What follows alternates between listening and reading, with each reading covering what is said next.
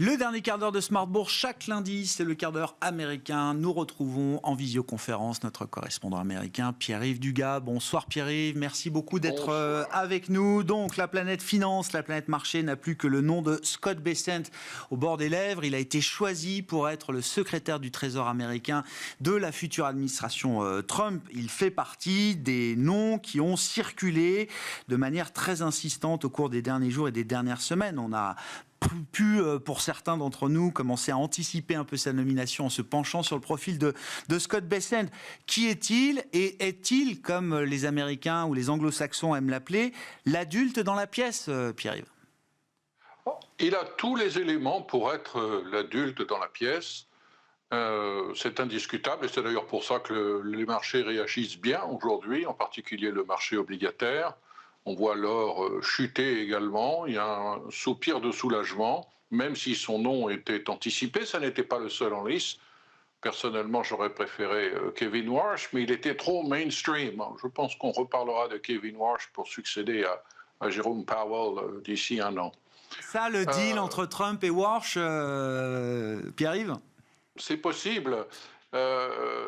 Scott Bessent a suggéré il y a quelques mois de créer, pour embarrasser Jérôme Powell, une espèce de poste virtuel de shadow Fed governor. Oh là là. Où le président Trump aurait annoncé à l'avance que le successeur de Jérôme Powell serait Kevin Warsh. À partir de là, tout le monde se serait mis à écouter Kevin Warsh et plus personne n'aurait écouté Jérôme Powell. Finalement, Scott Bessent a changé d'avis. Il pense que c'est une mauvaise idée. Peut-être parce que d'abord c'est une mauvaise idée, peut-être aussi parce que la Réserve fédérale s'est engagée dans des baisses de taux, à un rythme qui maintenant est remis en question, mais enfin baisse tout de même, et que c'est toujours le sens dans lequel Donald Trump souhaite voir évoluer les taux d'intérêt.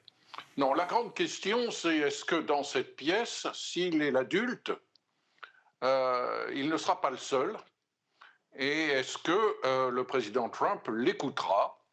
Et nous en parlions il y a quelques minutes avec vos invités. Il y a la possibilité de désaccord entre Howard Lutnick, qui est un super secrétaire au commerce, enfin qui est appelé à l'être en tout cas, et Scott Bessent, qui a certes son mot à dire dans les négociations commerciales, qui a une position très visible dans la diplomatie économique et commerciale des États-Unis, mais qui n'est pas l'homme qui va décider du niveau des taux d'intérêt. Je note que tout ce que je lis depuis quelques heures me porte à croire que les Chinois sont rassurés, parce que visiblement ils craignaient que Donald Trump nomme un fou furieux au Trésor qui instantanément apporterait sa bénédiction à de très forts relèvements de droits de douane. Je pense que Scott Bessent, s'il est fidèle au discours qu'il a tenu au cours des derniers mois, est quelqu'un qui pense que les droits de douane sont un très bon moyen d'engager des négociations et d'extorquer des concessions de la part des partenaires des États-Unis, plutôt que les droits de douane sont une fin en soi, en raison des recettes fiscales qu'ils apportent et en raison de cette tentation isolationniste, protectionniste, souverainiste de l'aile MAGA du Parti républicain. C'est-à-dire, il y a deux manières de le voir. Soit on le voit effectivement comme un adulte dans la pièce, un garde-fou, quelqu'un qui va essayer, alors comme disent les investisseurs, d'éliminer les risques extrêmes, les tail risks, qui pourrait être généré par une application un peu trop maximaliste des Trumponomics, soit on peut se dire aussi qu'il pourrait faire office de fusible assez vite si jamais les choses n'allaient pas dans le sens d'un Donald Trump soutenu par Howard Lutnick comme représentant au commerce. Le problème, c'est que quand on demande à Scott Bessent de s'en aller, on envoie un très mauvais signal au marché si on l'y remplaçait par quelqu'un qui s'aplatira devant les partisans de la guerre commerciale. Je crois que le véritable adulte dans la pièce, ce peut être Scott Bessent, d'abord parce qu'il est adulte, il a une grande connaissance de l'international, mais c'est surtout le porte-parole du véritable adulte qui est le marché obligataire. Et les marchés d'actions aussi indirectement. Et que si Scott Bessent nous dit si on fait ça, Wall Street va plonger, les rendements obligataires vont s'envoler, le dollar va plonger, etc. Je pense Trump que écoutera. Trump va écouter. Ouais. Je répète beaucoup depuis quelques jours, Pierre-Yves, mais je soumets ça à votre sagacité, votre contrôle même. Je répète beaucoup depuis quelques jours qu'il ne faut pas oublier que Trump, le Trump de 2016, mais le Trump sans doute d'aujourd'hui, avait un indicateur de performance qu'il aimait bien mettre en avant en permanence pour vanter son succès, c'était le Dow Jones. On en pense ce qu'on veut, mais est-ce que le Trump qu'on retrouve aujourd'hui reste le Trump de ce point de vue-là de 2016 ? Est-ce que la maximisation du portefeuille boursier de l'américain moyen ou du 60-40 de l'américain moyen, est-ce que ça fait partie de la feuille de route de Scott Bessent aujourd'hui ? Probablement. Pour vous, je ne vous l'apprendrai pas, mais je pense que pas mal de gens qui nous écoutent seront un petit peu surpris. Il est arrivé à plusieurs reprises au cours de la campagne électorale de ces derniers mois à Donald Trump de commencer ses discours dans ces stades où il avait l'habitude de faire ses meetings électoraux par « Comment se porte votre 401k ?» Le 401k, c'est une allusion à l'article du Code des impôts, c'est le compte d'épargne par capitalisation des salariés ou des travailleurs indépendants américains. C'est l'instrument de mesure du patrimoine que l'on met de côté pour prendre sa retraite. C'est très important pour la classe moyenne américaine et pas simplement pour la classe moyenne supérieure. Quand le 401k des Américains plonge, ils ont moins envie d'acheter des voitures, ils ont moins envie de partir en vacances, ils ont moins envie d'aller au restaurant. Le 401k est un des indicateurs, hein, c'est bien entendu corrélé avec le Dow Jones, mais c'est un moyen pour Donald Trump de rappeler aux Américains qui ont de l'épargne en bourse que ces politiques vont leur faire du bien. Bon, un autre nom qu'il faut retenir en ce lundi, Pierre-Yves, c'est celui de Lori Chavez-DeRemer, qui est donc la personne qui a été choisie par Trump pour diriger le département du travail. Alors là, c'est un mystère. C'est un mystère parce qu'elle est tellement à gauche qu'on se demande si Donald Trump ne s'est pas trompé de ligne en annonçant sa nomination. Qui est-elle ?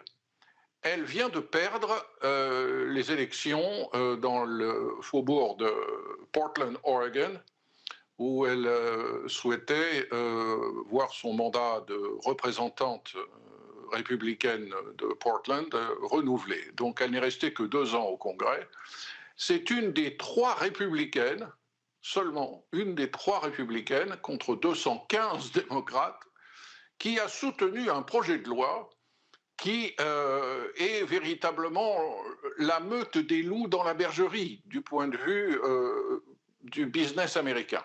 De quoi s'agit-il ? Il s'agit, nous en avons souvent parlé ici, d'un projet de loi qui s'appelle Pro 2023, qui consiste à imposer au niveau fédéral une autorisation complète du monopole syndical dans l'embauche et dans les négociations de salaire. Il y a 26 États américains qui interdisent ce système, beaucoup dans le sud des États-Unis. Ce projet de loi, entre autres, effacerait cette exception qui a considérablement favorisé l'investissement industriel en affaiblissant le syndicalisme. Et cette personne est maintenant appelée à diriger le département du travail. On se demande si ça n'est pas un exemple de Richard Nixon qui va serrer la main de Mao Tse-tung en Chine. On se demande si ça n'est pas simplement d'abord un remerciement adressé aux syndiqués américains qui ont beaucoup plus que d'ordinaire voté pour Trump, et si ce n'est pas la main tendue au mouvement syndical pour essayer d'améliorer les relations entre le patronat et les syndicats, et si ce n'est pas non plus un moyen de fidéliser les cols bleus dans la perspective des prochaines élections présidentielles, et où dans ce cas-là, J.D. Vance, vice-président, serait bien entendu le favori de l'investiture. J.D. Vance qui est très marqué par son origine de col bleu. Si vous avez lu son livre, si vous ne l'avez pas lu, je vous conseille vraiment de le lire. Achetez-le, offrez-le à vos amis pour Noël. C'est un livre exceptionnel, mais qui raconte la misère des gens dans des régions pauvres qui se sont appauvris encore avec l'effondrement de l'activité industrielle. Et J.D. Vance est quelqu'un qui peut parler au monde ouvrier. Et cette sélection de Lori Chavez de Rember à ce poste du département du travail est assez curieuse, mais mal à l'aise beaucoup d'élus républicains traditionnels, en particulier au Sénat, mais montre que la version populiste du Parti républicain qu'a imposé Donald Trump ne va pas aussi facilement que ça redevenir une version réganienne, disons. Merci beaucoup pour cet éclairage toujours aussi précieux, Pierre-Yves, en cette période de nomination au sein de l'administration Trump. Pierre-Yves Dugas, notre correspondant américain que nous retrouvons chaque lundi en direct, si vous nous suivez dans Smart Bourse à partir de 17h. Le quart d'heure américain, c'est à 17h45. Sinon, bien sûr, à consommer sans modération en replay sur bismart.fr ou encore en podcast à l'heure qu'il vous plaira sur l'ensemble de vos plateformes préférées.